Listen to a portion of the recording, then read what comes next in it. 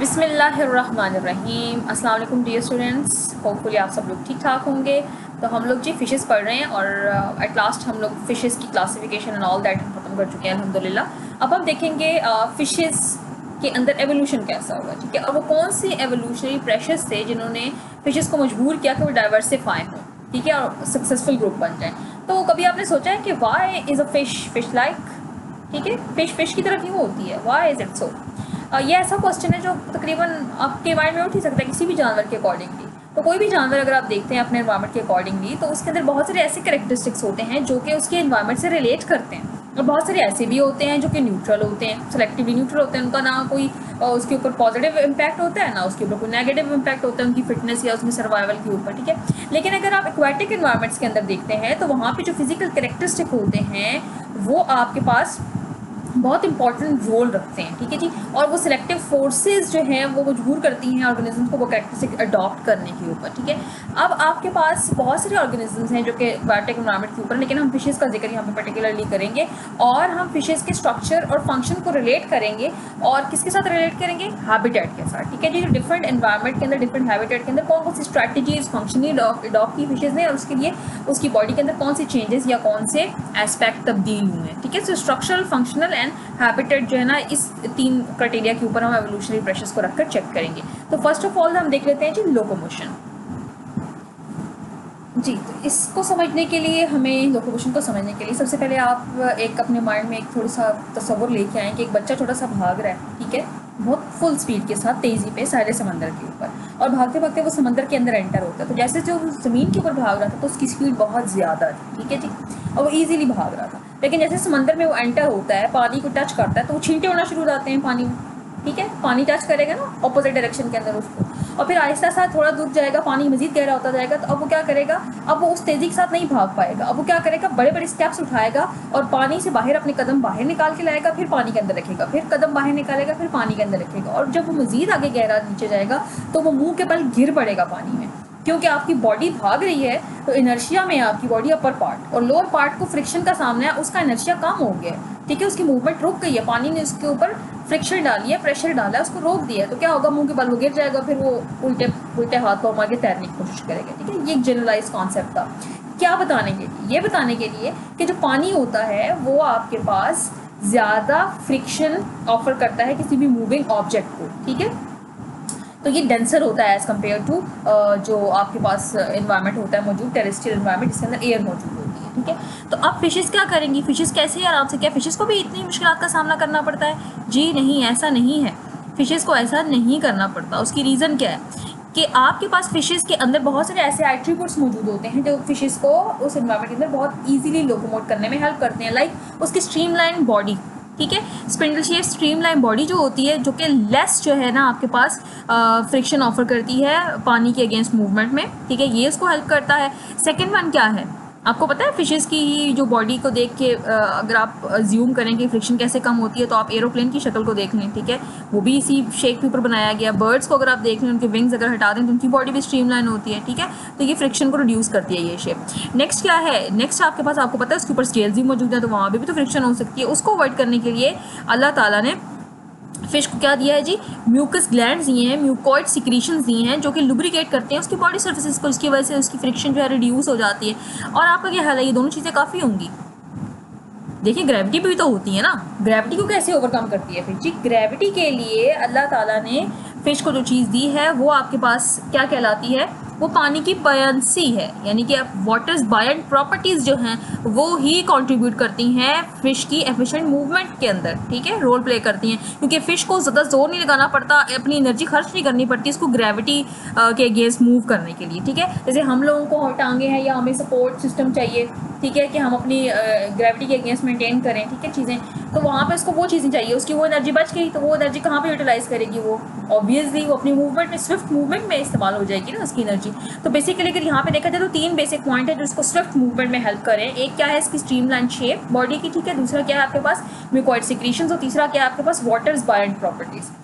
तो ये तो आपको एक जनरलाइज वे में बता दिया। अगर हम मोर डिटेल के अंदर देखें कि फ़िश कैसे या हाउ या इसके मैकेनिज्म के अंदर जाते हैं कि फ़िशेस कैसे इतना स्विफ्टली मूव करती है, उसके स्ट्रक्चर वाइज अगर उसकी इंटरनल बॉडी की स्ट्रक्चर की तरफ अगर हम देखें, एनाटमी की तरफ देखें, तो हमें ये बात पता चलेगी कि आपके पास फिशेस जो हैं वो तैरती किसकी मदद से हैं, फिन्स की मदद से या फिर बॉडी वॉल की मदद से, ठीक है।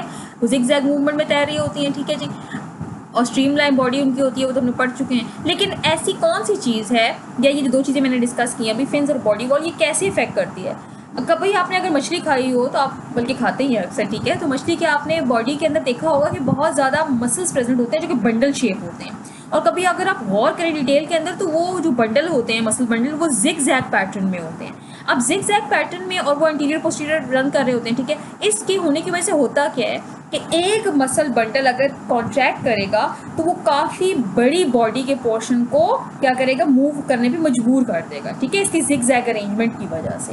यानी कि कम एफर्ट और ज़्यादा रिजल्ट, ठीक है, और पूरी ही बॉडी उसकी मूव कर सकती है, ठीक है, पूरी ही बॉडी उसकी मूव कर सकती है और बहुत अच्छे से मूव करती है एफिशिएंटली। एक तो ये उसको बहुत एफिशिएंट बनाता है, पूरी बॉडी की जो मूवमेंट होती है zig zag pattern muscle bundle की वजह से, एक तो ये वजह होगी। दूसरी जो चीज़ अभी हमने डिस्कस की है वो है फिन्स। तो फिन जो है, अगर आप डिफरेंट फिशेस देख लें, जैसे यहाँ पे आपकी बुक में टूना और मैकरल का जिक्र है, ठीक है, इनकी बॉडी मूवमेंट जो है ना वो आपके पास वर्टिकल कॉर्डल टेल फिन की वजह से बहुत ज़्यादा एफिशिएंट हो जाती है। वो आपके पास फॉक होता है दो हिस्सों में, जिसमें मैंने कल आपको बताया था, होमो सर्कल, ठीक है जी, और जो आपके पास फोक शेप होती है कॉर्डल फिन की, वो रिड्यूस करती है, वो किस में हेल्प करती है, वो रिड्यूस करती है आपके पास सरफेस एरिया को, ठीक है, जिसकी वजह से फिश जो है वो इजीली मूव कर सकती है। अगर वो ना हो, ठीक है, वो रिड्यूस ना करे सरफेस एरिया को, उसकी फोक शेप ना हो, तो क्या होगा, ये टर्बुलेंस क्रिएट करेगी वाटर के अंदर, जिसकी वजह से आपके पास जो फिश की फॉरवर्ड मूवमेंट है वो जो है ना उसको क्वेश्चन मार्क लग जाएगा, वो इतनी ईजी, इतनी एफिशिएंट नहीं होगी। तो नेक्स्ट चलते हैं जी हम न्यूट्रिशन एंड डाइजेस्टिव सिस्टम की तरफ जी। तो हम देख लेते हैं न्यूट्रिशन एंड डाइजेस्टिव सिस्टम को। तो अगर हम देखें फिशेस को, तो फिशेस को हम दो कैटेगरीज के अंदर मेजरली डिवाइड कर सकते हैं। एक तो आपके पास जो अर्लीस्ट फिशेस थी और दूसरी जो आपके पास मॉडर्न फिशेस हैं। तो अर्लीस्ट फिशेस जो थी आपके पास वो मोस्टली फिल्टर फीडिंग थी या स्कैवेंजर्स थी, ठीक है, और मोस्टली आपके पास वो शिफ्ट करती थी, ठीक है, किसके अंदर, जो सी फ्लोर्स हैं यानी और बेसमेंट्स हैं, जहाँ पर उनको क्या मिलता था, उनका फूड क्या था, आपके पास डिकेइंग ऑर्गेनिक मैटर इस्तेमाल करती थी as a food, annelids, molluscs and other bottom dwelling invertebrates, ठीक है। तो चेंज कब आया फ़िश की जो आपके पास न्यूट्रिशन या डाइजेस्टिव सिस्टम के अंदर, कि जैसे ही उसके अंदर जॉस की एवोल्यूशन हुई। जब जॉस की एवोल्यूशन हुई तो फ़िश एफिशिएंट प्रीडेटर्स बन गई हैं। अगर हम मॉडर्न फिशेस का जिक्र करते हैं तो मॉडर्न फिशेस जो है वो मोस्टली प्रीडेटर्स हैं, ठीक है जी, क्योंकि उनके अंदर जॉज मौजूद हैं और ज़्यादातर इनका टाइम जो है ये अपने फूड को सर्च करने में गुजारती हैं, ठीक है, एक्टिव होती हैं, मूव कर रही होती हैं। और जो इनका जो खुराक है या जो शिकार करती हैं मोस्टली वो बहुत ज़्यादा वेरी करता है, यानी बहुत ज़्यादा उसके अंदर डाइवर्सिटी है। कुछ फिशेज जैसे कि आपके पास इनवर्टिब्रेट्स एनिमल या फ्लोटिंग और स्विमिंग प्लैंकटन के ऊपर गुजारा करती हैं, ठीक है, और मोस्टली वो सबस्ट्रेट के ऊपर रहना ज़्यादा पसंद करती हैं। और कुछ जो होती हैं वो आपके पास वर्टिब्रेट्स के ऊपर, वो वर्टिब्रेट्स को खाती हैं, ठीक है जी। इसी तरीके से आपके पास जो मुख्तलिफ़ किस्म की फूड होता है फिशेज़ का, ठीक है, वो डिफरेंट लेवल के ऊपर होता है जी। तो डिफरेंट लेवल्स के ऊपर क्यों होता है, क्योंकि आपके पास डिफरेंट टाइम जो होता है उनकी ज़िंदगी का, उनकी लाइफ का, उसके अकॉर्डिंगली उनका जो फूड है वो भी वेरी करता है, ठीक है जी। एग्जांपल जैसे कि कोई फ़िश जब लार्वल स्टेज में होती है, ठीक है, तो वो प्लैंकटन के ऊपर फीड करेगी, ठीक है, और जब जैसे वो थोड़ी सी बड़ी हो जाती है या अडल्ट बन जाती है तो फिर वो प्रॉपर लार्जर प्रे जैसे कि एनालिड्स या स्मॉलर फिशेस को भी खा सकती है, ठीक है। तो डिफरेंट फेजेस ऑफ लाइफ में उसका फूड डिफरेंट होता है। अब फिशेस जो हैं वो कैसे खाती हैं अपनी प्रे को, as a whole. Fishes usually swallow the prey as a whole, ठीक है, पूरे इसको खा लेती हैं। अब इसके टीथ का क्या किरदार है इसमें, तो इसके टीथ जो हैं जी वो कैप्चर कर सकते हैं, इसको होल्ड कर सकते हैं प्रे को। और कुछ फिशेस के अंदर जो टीथ हैं वो मॉडिफाई होते हैं फॉर क्रशिंग, जैसे कि शेल्स ऑफ द मोलस्क वगैरह या एक्सोस्केलेटन ऑफ आर्थ्रोपोड्स हो गए, ठीक है जी। इसके अलावा आपके पास डिफरेंट स्ट्रैटेजीज हैं जो फिश अडॉप्ट करती है, लाइक कैप्चर करने के लिए, ठीक है, जैसे टीथ को तो बता दिया है मैंने आपको। मजीद और स्ट्रैटेजीज क्या है, वो सक्शन क्रिएट करती है, ठीक है। वो सक्शन कैसे क्रिएट करती है, अपर कलम को क्लोज कर लेगी यानी गिल्स का जो कवर है, और रैपिडली माउथ को ओपन करेगी, जिसकी वजह से उसके अंदर क्या क्रिएट हो जाएगा, एक नेगेटिव प्रेशर क्रिएट हो जाएगा, जिसकी वजह से पानी जो है ना वो स्वीप कर जाता है और प्रे को अपने साथ माउथ के अंदर ले जाता है और वो हड़प कर लेती है, ठीक है, किसी भी ऑर्गेनिज्म को जो भी उसका प्रे है। तो यहाँ स्वेलविंग नहीं है, ये बात याद रखिएगा, सक्शन के थ्रू वो उसको लेके जाएगी। हम लोग तो स्वेलो करते हैं ना। अच्छा जी, इसके बाद नेक्स्ट जो है आपके पास, और अगर फीडिंग स्ट्रैटेजीज़ का जिक्र किया जाए तो फिशेज़ जो हैं आपके पास उनके अंदर बहुत सारी स्ट्रैटेजीज़ इवॉल्व हुई हैं। लाइक अगर आप पैडल फिश को देख लेते हैं या हर्लिंग को देख लेते हैं, ठीक है, शार्क्स को देख लेते हैं, तो ये मोस्टली आपके पास फिल्टर फीडर्स होते हैं। इसके अलावा आपके पास लॉन्ग गिल प्रोसेस भी मौजूद होते हैं जिनको हम गिल रैकर्स कहते हैं, जो कि क्या करती हैं, हेल्प करती हैं ट्रैप करने में प्लैंकटन वगैरह को जब फिश तैर रही होती है, ठीक है जी, और अपना माउथ ओपन रख रही होती है, ठीक है। इसके बाद क्या है, और फिशेस के अंदर आपके पास सच एज कार्प वगैरह जो फिश होगी उसके अंदर बहुत सारी वैरायटी के प्लांट्स और स्मॉल एनिमल्स को एज अ फूड इस्तेमाल करने की एबिलिटी है।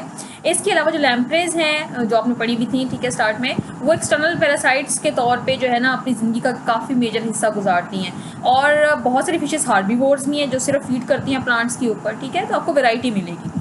अब आ जाते हैं जी डाइजेस्टिव ट्रैक की तरफ। डाइजेस्टिव ट्रैक जो है आपके पास वो बिल्कुल फिशेस का सिमिलर है बाकी और वर्टिब्रेट्स की तरह, ठीक है।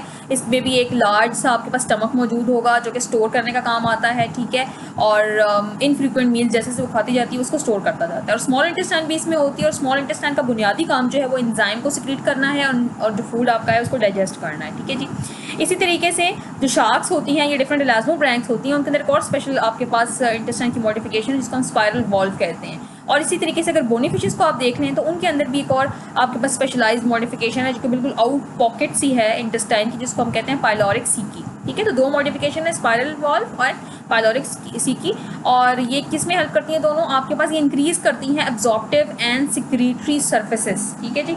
तो अब आपको ये माइंड में होना चाहिए, अगर आपसे पूछ लें कि एब्जॉर्प्टिव एंड सिक्रीटरी सर्विसेज कैसे इंक्रीज होते हैं तो आपने दोनों क्लासेस के अकॉर्डिंगली बता देना है, ठीक है, दोनों ग्रुप्स के अकॉर्डिंगली कि शार्क्स में क्या होता है स्पाइरल वॉल्व और बोनी फिशेस में क्या होता है पाइलोरिक सीकी। तो अब हम नेक्स्ट टॉपिक की तरफ चलते हैं जी। तो हमारा जो नेक्स्ट टॉपिक है ये हमारा आज का लास्ट टॉपिक होगा, क्योंकि इसके अंदर बहुत से छोटे एवोल्यूशनरी प्रोसेस के अंदर हर लाइन में बहुत से छोटे पॉइंट्स थे, तो मैंने इसको ज़्यादा लेक्चर्स के अंदर ब्रेक डाउन किया, ठीक है, ताकि आप इसको ईजिली ग्रैस्प कर सकें। तो नेक्स्ट टॉपिक है जी हमारा सर्कुलेशन एंड गैस एक्सचेंज, ठीक है जी।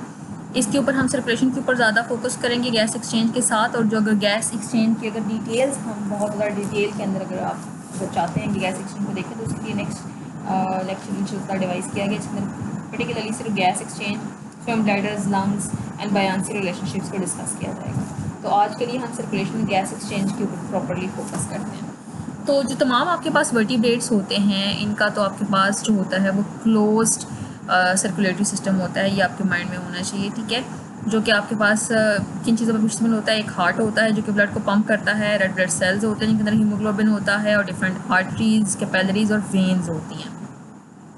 अगर आप एवोल्यूशन ऑफ लंग फिशेस की बात करते हैं तो वो बिल्कुल पैरेलल है आपके पास वर्टिब्रेट सर्कुलेटरी सिस्टम के साथ, ठीक है, ये एक इम्पॉर्टेंट बात है, इसको अंडरलाइन कीजिए कि एवोल्यूशन ऑफ द लंग्स जो है फिशेस के अंदर वो बिल्कुल पैरेलल है किसके, changes in the vertebrate circulatory system, दोनों ही एक साथ ही चेंज हुए हैं। एक की डेवलपमेंट लंग्स की डेवलपमेंट हुई है तो सर्कुलेटरी सिस्टम के अंदर चेंजेस आई हैं, और ये चेंजेस जो हैं ये एसोसिएटेड हैं विद लॉस ऑफ गिल्स के साथ, ठीक है जी, और आपके पास delivery of the blood to the lungs के साथ, and separation of oxygenated and deoxygenated या अनऑक्सीजनेटेड ब्लड जो है उसके साथ हार्ट के अंदर, ठीक है।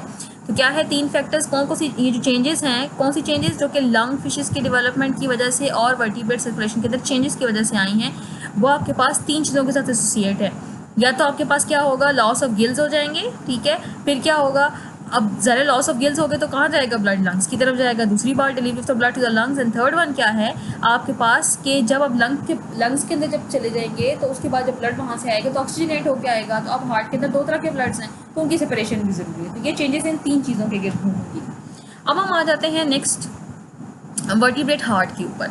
तो वर्टिब्रेट जो हार्ट है आपके पास ये बेसिकली डेवलप हुआ है 4 एम्ब्रियोलॉजिकल इनलार्जमेंट्स की वजह से, और वो 4 एम्ब्रियोलॉजिकल इनलार्जमेंट्स किसके अंदर थी, वेंट्रल एओर्टा, यानी वेंट्रल एओर्टा के अंदर जो 4 इनलार्जमेंट्स या पाउचेस बनी हैं जिसकी वजह से आपके पास वर्टिब्रेट हार्ट डेवलप हुआ। तो ये एक इंपॉर्टेंट बात है, ठीक है जी, आपसे पूछा जा सकता है कि हार्ट कहाँ से डेवलप हुआ है वर्टिब्रेट्स का। देन जी आपके पास जो फिशेज़ हैं उसके अंदर जो ब्लड की फ्लो की जो डायरेक्शन है वो आप ज़रा गौर से देखिएगा, ठीक है। सबसे पहले आप देख लीजिए, पहला जो आपके पास होगा दैट इज़ वीनस सिस्टम से ब्लड आपके पास आएगा, फिशेज़ के अंदर वीनस यानी वेन से सारा आएगा, और कहाँ जाएगा, साइनस विनोसिस में, साइनस विनोसिस के बाद कहाँ जाएगा, एट्रियम में, ठीक है, एट्रियम के बाद कहाँ जाएगा जी, वेंट्रिकल, देन आपके पास conus arteriosus, and then to the ventral aorta. जब वेंट्रल एओर्टा से जाएगा तो फिर वहाँ से आपके पास 5, पहले इसको नंबर कर लेते हैं। इसको एक कैटेगरी में डिवाइड कर लिया कि आपके पास पहला क्या था, वीनस सिस्टम, दूसरा क्या है आपके पास साइनस विनोसिस, तीसरा है एट्रियम, चौथा है वेंट्रिकल, पांचवा है कोनोसाइटोसिस, छठा है आपके पास वेंट्रल एओर्टा। इसके बाद कहाँ जाएगा, इसके बाद थोड़ा सा मैंने इसको ब्रेक कर दिया जी कि आप यहाँ पे देखें कि 5 डिफरेंट वेसल्स जो हैं वो अलग अलग हो जाएंगी और वो कहाँ लेके जाएंगे आपके पास ब्लड गिल्स की तरफ। और गिल्स, यहाँ गिल्स के अंदर कैसे ब्लड डिस्ट्रीब्यूट होगा, वहाँ पे ब्रांचेस हो जाएंगी कैपिलरीज की। इसके बाद क्या होना है, इसके बाद अब दोबारा सर्कुलेशन जो है ऑक्सीजनेशन के बाद क्या होगी, blood is collected by efferent vessels. ठीक है जी, इफरेंट वेसल्स जो हैं वो वहाँ से अब ब्लड को कलेक्ट करेंगी गिल्स से। ठीक है, और उसके बाद ये कहाँ लेके जाएंगी, डॉर्सल एओर्टा की तरफ लेके जाएंगी और डॉर्सल एओर्टा से कहाँ जाएगा, टुवर्ड्स द बॉडी। तो 6 पॉइंट्स आपने पढ़ लिए थे। 7 नंबर पे क्या है जी, गिल्स हैं। 8 नंबर पे क्या है, इफरेंट वेसल्स हैं। और आपके पास 9 नंबर पे क्या है, डॉर्सल एओर्टा। और 10 नंबर पे क्या आपके पास, टू द बॉडी। तो ये जो 10 पॉइंट्स हैं ये आपने पूरा इसकी फ्लो शीट, फ्लो डायग्राम बना लेनी है। ठीक है, तरतीब के साथ आप लोगों ने याद रखना है। इसको मैं एक दफ़ा रिवाइज कर देती हूँ। पहला क्या है जी, सबसे पहले ब्लड जो है फिर इसके अंदर कहाँ से मूव करेगा, जो आपने याद रखना है, दैट इज वीनस सिस्टम। वहाँ से कहाँ जाएगा, sinus venosus, then atrium, then ventricle, then conus arteriosus and then ventral aorta. Ventral aorta है यहाँ पे। एओर्टा को 2 पार्ट्स में डिवाइड कर दिया, एक वेंट्रल और एक डॉर्सल। अभी वेंट्रल एओर्टा तक पहुँच गया तो वेंट्रल एओर्टा से फिर आपके पास 5 एफरेंट नहीं है, ये एफरेंट लेके आने वाली, ठीक है, वेसल्स में डिवाइड हो जाएगा। और एफरेंट वेसल्स कहाँ जाएंगी, गिल्स की तरफ। गिल्स के अंदर वो छोटी कैपिलरीज में डिवाइड हो जाएगी, वहाँ ऑक्सीजनेशन हो जाएगी। ठीक है, अब ब्लड कहाँ जाएगा, अब ब्लड कलेक्ट होगा इफरेंट वेसल्स से। तो एफरेंट वेसल्स लेके आई थी, इफरेंट वेसल्स लेके जा रही हैं। ठीक है जी, और फिर वहाँ पे कहाँ जाएगा, डिलीवर होगा टू दी डॉर्सल एओर्टा की तरफ जाएगा एंड देन फाइनली आपके पास चला जाएगा डिस्ट्रीब्यूटेड टू दी बॉडी। ठीक है जी, तो यहाँ पे जो मैंने आपको गिल्स का नंबर 7 दिया है, तो ये नंबर 7 आप इसको भी दे सकते हैं एफरेंट वेसल्स को। ठीक है, नंबर 7 एफरेंट वेसल्स को दे दें, 8 गिल्स को दे दें, और फिर 9 आप दे देंगे इफरेंट को, 10 आप दे देंगे डॉर्सल एओर्टा को, एंड 11 नंबर आपकी बॉडी का आ जाएगा। ठीक है जी, तो ये आपका पूरा कॉन्सेप्ट क्लियर होना चाहिए। ये इंशाल्लाह फिगर्स भी आपको आगे दी है, तो इंशाल्लाह फिगर को आप खुद डिटेल, जब ये आप स्केच बना लोगे तो फिगर आपको खुद ही समझ आ जाएगी। ओके जी, नेक्स्ट आगे हमारा जो इम्पोर्टेंट बात आ रही है कि how lungs alter the circulatory system. एक बहुत बड़ा क्वेश्चन है ना। ठीक है, आपके पास लंग फिशेस जो हैं वो नहीं है आपके पास ट्रांजिशनल ग्रुप। ठीक है, लेकिन ये एग्जाम्पल ज़रूर है आपके पास इसकी, मतलब ट्रांजिशनल फिशेस तो नहीं है ना बेसिकली, यानी कि वो एक ट्रांजिशनल ग्रुप तो है पर्टिकुलरली कि ट्रांजिशन फेज के अंदर से गुजर रहा है। ठीक है, लेकिन आपके पास वो एक अच्छी एग्जांपल ज़रूर प्रोवाइड करता है, सर्कुलेटरी पैटर्न के अंदर तब्दीली आती है उस। ठीक है, तो कैसे क्वेश्चन कर सकते हैं, how lungs alter the circulatory system के जो है आपके पास लंग्स कैसे ऑल्टर कर सकते हैं सर्कुलेटरी सिस्टम को। तो आपके पास जब सर्कुलेशन होती है, ठीक है, गिल्स की, वो जब कंटिन्यू होती है तो आपके पास नॉर्मली तो वो नॉर्मल रन कर रही होती है। ठीक है, अपने नॉर्मल जो मैंने आपको स्टेप्स सारे बताए हैं, लेकिन जब आपके लंग्स डेवलप हो जाते हैं तो लंग्स जो हैं वो एक और आपके पास ब्रांच डेवलप कर लेते हैं नॉर्मल से अलग हट के, एओर्टिक आर्च 6 जिसको हम कहते हैं। और यही एओर्टिक आर्च 6 जो है आपके पास, ये अब कहलाती है पल्मोनरी आर्टरी। ठीक है, अब ये पल्मोनरी सिस्टम आ गया ना बीच में, लंग्स आ गया तो पल्मोनरी एक स्पेशल आर्क जा रही है आपके पास। पहले जब लंग्स नहीं थी तो आर्क भी नहीं थी, नॉर्मली आपका वो गिल्स के थ्रू काम चल रहा था। अब एओर्टिक आर्क 6 आ गई और ये आपके पास क्या कहलाती है, पल्मोनरी। तो आपसे एमसीक्यूज पूछ सकते हैं एओर्टिक आर्च 6 का नाम क्या है, ये also it's also called as dash. ठीक है, तो ये भी पता हो, या फिर पल्मोनरी आर्टरी को आप ये भी कहते हैं। ठीक है, फिजिक्स के अंदर ये आपके माइंड में होना चाहिए। देन है जी ब्लड फ्रॉम द लंग्स। जब लंग्स में से ब्लड आ जाएगा तो वो रिटर्न किसके थ्रू होगा, पल्मोनरी वेन। ये तो आप बचपन से पढ़ते आए हैं ना। ठीक है, इसके बाद क्या होगा, अब आपके पास वो ब्लड एंटर होगा to the left side of the heart. अब नेक्स्ट जो आगे चीज़ इंपॉर्टेंट आ रही है, इसको अंडरलाइन करें, the atrium and the ventricle of the lung fishes. ठीक है, यानी atrium and the ventricle of the lung fish hearts are partially divided, क्योंकि इससे पहले डिवीजन नहीं थी। ठीक है, गिल्स वाले में डिवीजन नहीं थी। ठीक है, यहाँ पे आप देखें लंग्स की डेवलपमेंट के साथ डबल सर्किट हार्ट बनना शुरू हो गए, तो पार्शियली से ही, लेकिन इसके अंदर वो डेवलपमेंट आ गई है दरमियान में कि सर्कुलेटेड ऑक्सीजनेटेड एंड अनऑक्सीजनेटेड ब्लड को सेपरेट करने के लिए। ये जो आपके पास पार्शियल डिविजन्स हैं ये हेल्प करते हैं दोनों को सेपरेट आउट करने के लिए। अब जब सेपरेट आउट, कौन दोनों सेपरेट, ऑक्सीजनेटेड एंड अनऑक्सीजनेटेड ब्लड। ठीक है, अब इसके अलावा अब क्या होगा कि अब बॉडी के थ्रू, बॉडी के अंदर कैसे ब्लड जाएगा, तो यहाँ पे जी एंट्री होती है एक स्पेशल कैरेक्टर की, that is called the spiral valve.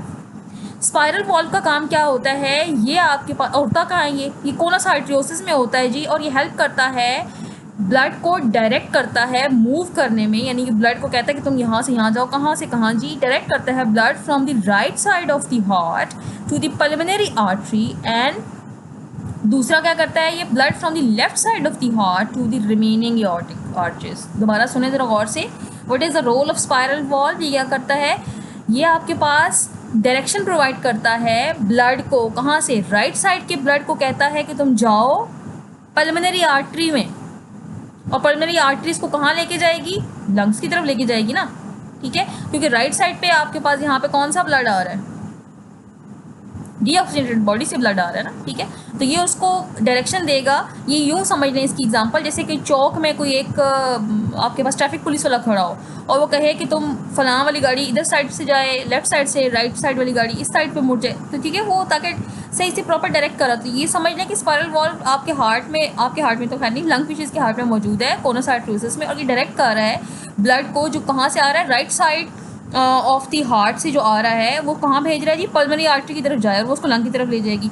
और जो आपके पास left side of the heart का जो ब्लड है वो कहाँ लेके जा रहा है, कहाँ कहता है इसको जाओ एओर्टिक आर्चिस की तरफ, और एओर्टिक आर्चिस के बाद वो कहाँ जाएगा, एओर्टिक आर्चिस आपने अभी ऊपर पढ़ी है ना, ठीक है, एओर्टिक आर्चिस जो है वो उसको फिर टू द बॉडी ले जाएगा। तो बेसिकली अगर हम बात करते हैं तो हमारे पास हम कह सकते हैं, स्टेटमेंट दे सकते हैं कि lung fishes show a distinction between a pulmonary circuit and a systemic circuit, ठीक है, ये स्टेटमेंट दी जा सकती है ना कि आपके पास यहाँ पे ये एक डिस्टिंक्शन है, दरमियान वाला ग्रुप है जिसमें पल्मोनरी सर्किट और सिस्टेमिक सर्किट के दरमियान वाली कंडीशन एक आ गई है, ठीक है, तो ये आपके पास एक इसका एक कैरेक्टरिस्टिक है इंपॉर्टेंट। तो नेक्स्ट हम थोड़ा सा एक फिगर को जनरलाइज भी मैं आपको एक्सप्लेन कर देती हूँ, फिर हमारा लेक्चर क्लोज हो जाएगा जी। तो स्टूडेंट्स यहाँ पे अभी ये फिगर आप बहुत अच्छे से देख लीजिएगा, और ये जो नंबरिंग मैंने अभी आपको पैराग्राफ में कराई थी वो नंबरिंग यहाँ से आपने फॉलो करनी है, ठीक है, ये फिगर पर जो नंबरिंग अभी मैं करवाऊँगी आप लोगों को, वहाँ पे उसको दोबारा से री नंबर कर लीजिएगा, या इसी फिगर को देख के आपने क्या करना है, फ्लो शीट बना लेनी है, ठीक है जी। तो सबसे पहले हम दो फिशेस की डायग्राम यहाँ पे आपको दिखाई हुई है, A and B, circulatory system दिखाए हुए हैं। ए में आपको दिखाया हुआ है एक बोनी फिश का, और बी में आपको लंग फिश का दिखाया है। तो सबसे पहले हम डिस्कस कर लेते हैं जी आपके पास बोनी फिशेस का, ठीक है। तो सबसे पहले आप देखें साइनस विनोसिस है, मैं चीज़ों को हाईलाइट कर देती हूँ फिर नंबरिंग कर लेंगे, ठीक है जी। साइनस विनोसिस नज़र आ रहा है आपको, वेंट्रल एओर्टा है, कोनस आर्टरियोसिस है, एट्रियम है, वेंट्रिकल है, फिर आपके पास नेक्स्ट डॉर्सल एओर्टा है, वेंट्रल एओर्टा है, ठीक है, इफरेंट ब्रेंकियल आर्टरीज हैं, एफरेंट ब्रेंकियल आर्टरीज हैं, और आपके पास गिल कैपिलरीज हैं। अब आ जाते हैं डायरेक्शन ऑफ द ब्लड। तो सबसे पहले ब्लड आएगा साइनस विनोसिस में, फिर ब्लड आएगा एट्रियम, देन वहाँ से मूव करेगा टू द वेंट्रिकल्स, वेंट्रिकल से जाएगा conus arteriosus, and then ventral aorta, ठीक है जी। यही वेंट्रल एओर्टा यहाँ पे नंबर 6 में है, ठीक है, तो इसको 6'5 कर लें, यहाँ पे वही दोबारा ये रिपीट हो रहा है, ठीक है जी। इसकी बेसिक नंबरिंग आप हटा सकते हैं, ठीक है, इसको हटा देते हैं हम जी। तो इसको हम लोगों ने हटा दिया, तो अभी हम देख लेते हैं जी, ये अभी नंबर 6 पे, फिर वेंट्रल एओर्टा से कहाँ जाएगा जी, efferent branchial artery, and then to the gill capillaries, और उसके बाद इफरेंट ब्रेंकियल आर्टरी से होता हुआ वापस डॉर्सल एओर्टा। और यहाँ से आप देखिएगा डॉर्सल एओर्टा से ये नेक्स्ट कहाँ जा रहा है, नेक्स्ट आ रहा है टुवर्ड्स द बॉडी, ठीक है जी।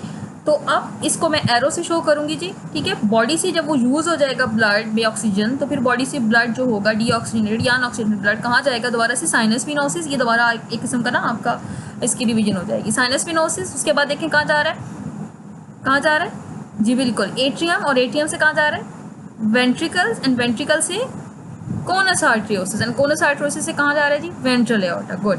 देन वेंट्रल एओर्टा से आप देख लें ये ब्रांचेस में डिवाइड हो रहा है, और आपके पास अभी बताया ना 5 डिफरेंट एफरेंट ब्रैंकियल सिस्टम्स है जो कि इसको गिल्स में लेके जाती है, और गिल्स में इसकी क्या होती है, डिस्ट्रीब्यूशन होकर कैपिलरीज बन जाती है, और कैपिलरीज से दोबारा ये वहाँ पे ऑक्सीजनेटेड ब्लड होके तो दोबारा से इकट्ठा हो जाता है, किसके ज़रिए, इफरेंट ब्रेंकियल आर्टरीज के ज़रिए इकट्ठा होकर कहाँ जाता है जी, डॉर्सल एओर्टा, और अगेन डॉर्सल एओर्टा से फिर कहाँ जा रहा है, बॉडी में, और बॉडी से फिर ये कहाँ जा रहा है, towards the again sinus venosus, ठीक है। तो ये एक आपकी proper direction of the blood बन गई है। अपनी डायग्राम्स बुक में इसको नोट डाउन कर लीजिएगा, और एक फ्लो शीट भी बना लीजिएगा, और इसको अच्छे से आपने याद करना है, ये डायरेक्शन आपको भूलनी नहीं चाहिए, ठीक है।